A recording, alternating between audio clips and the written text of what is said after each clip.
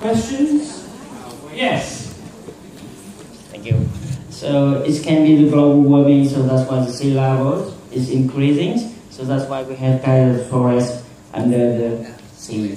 All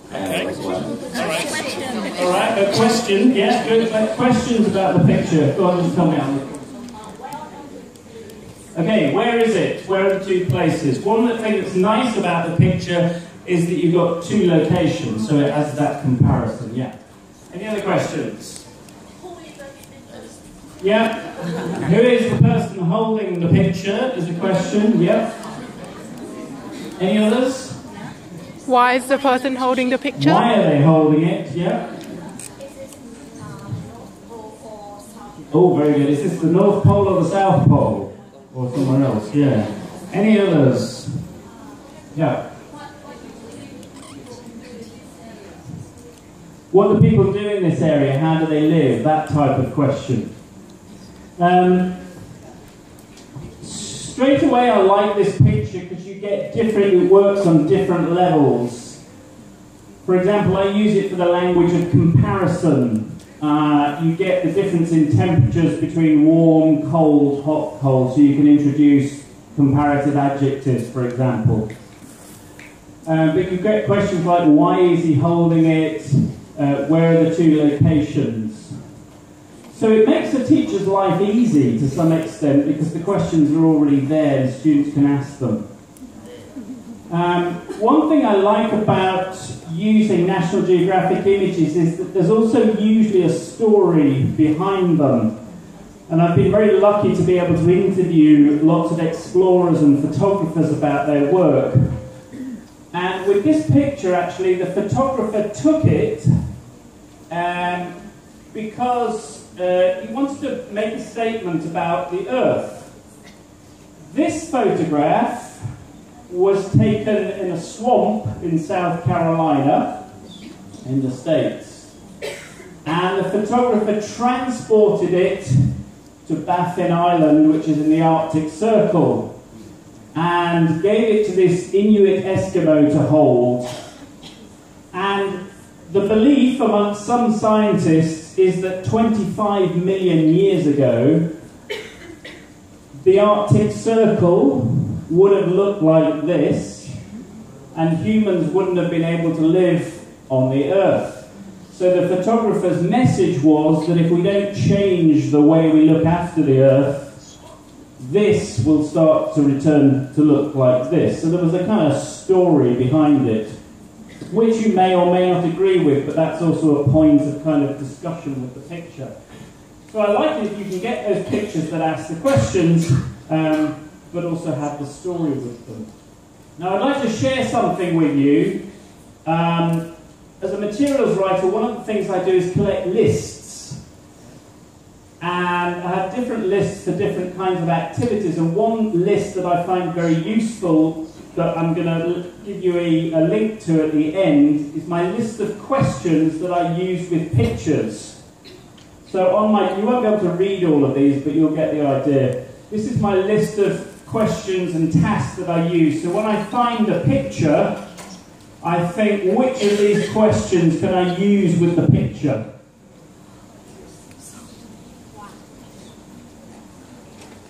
What's useful about it is, and what's kind of interesting is the questions, the initial questions are very kind of lower order thinking. They're descriptive questions. Things like, what can you see? What does the picture show? What's happening? But the more critical thinking type questions are things like, imagine you're in the picture, what would you be doing?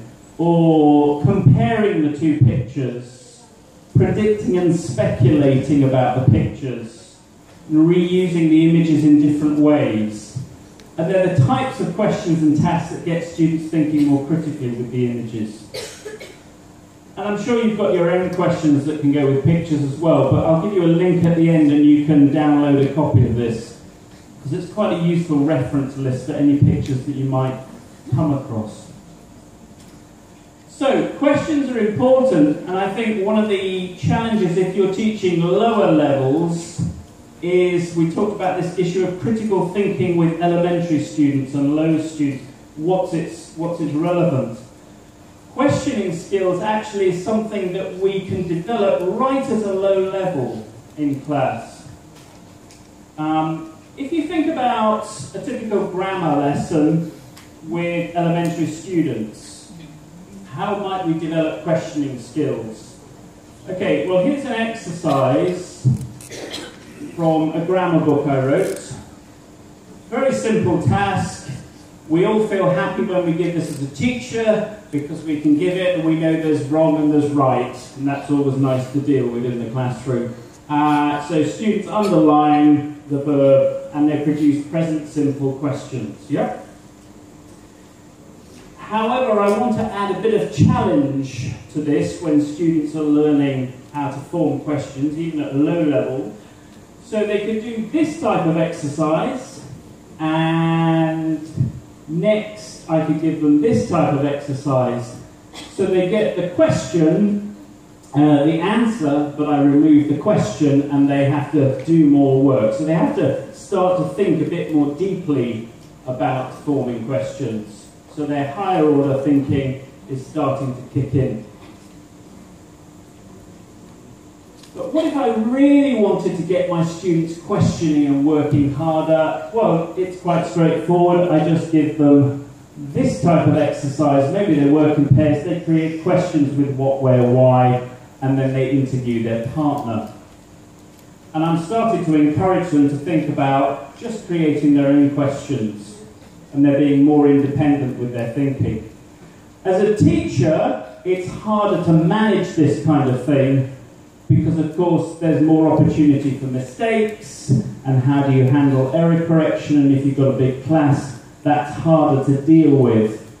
And sometimes we have to just accept that mistakes will happen and we won't correct everything, but we're encouraging students to take risks.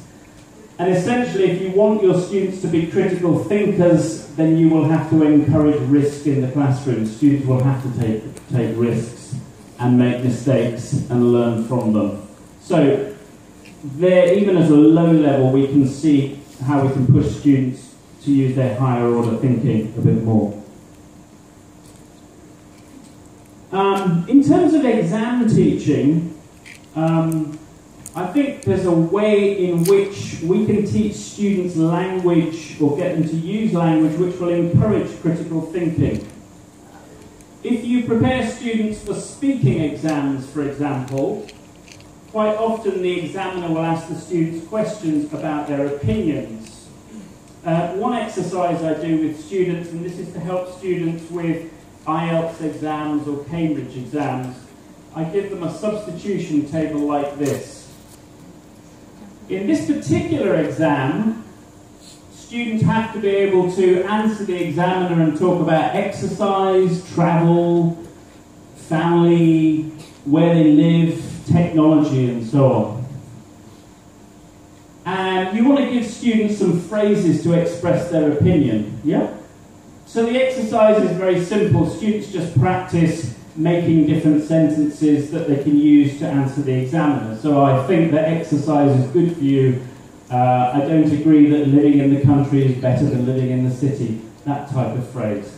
The problem is with that, all I'm doing is practicing form, and students are practicing using the phrases to express themselves and to answer the examiner on the topic. But what I say to students is, if you want to demonstrate just how good you are in the exam, you don't just express your opinion, you also need to give reasons. And so there's a magic word I can add to the end of this table. What's the magic word that would make it more powerful? Yeah, the magic word is because. Suddenly I have a much more interesting language exercise where students have to create their opinion and then add a reason, and they have to use their own language to create the reason. So I might say, I think that exercise is good for you because you'll live longer, for example. Or I think that travel, I agree that travel broadens the mind because you meet lots of different people. They have to generate those sentences. And I play something called opinion tennis in the class. So we have an A student and a B student. And A student makes a sentence, chooses a topic, gives a reason, and the B student then gives their opinion and adds another reason. And it's a good way of generating ideas and getting them prepared for the exam. One thing it does, you can have students with quite good level of English, but in the exam conditions, they don't demonstrate everything they can do with the language. So encouraging them to give the reason why just shows how good they are.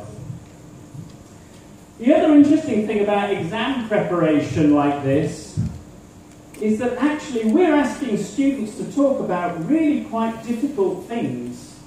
I mean, you can have the English, but to suddenly, off the top of your head, suddenly start talking about these different topics is quite difficult sometimes, and to come up with a reason straight away. Let's try it. Can you work in pairs? And you're going to try opinion tennis. So one of you just choose a phrase, any topic, give a reason, and then the other person has to do it. Try it and produce 3 or 4 sentences and see if you can just do it on the spot, talking about these topics. Off you go. Try it.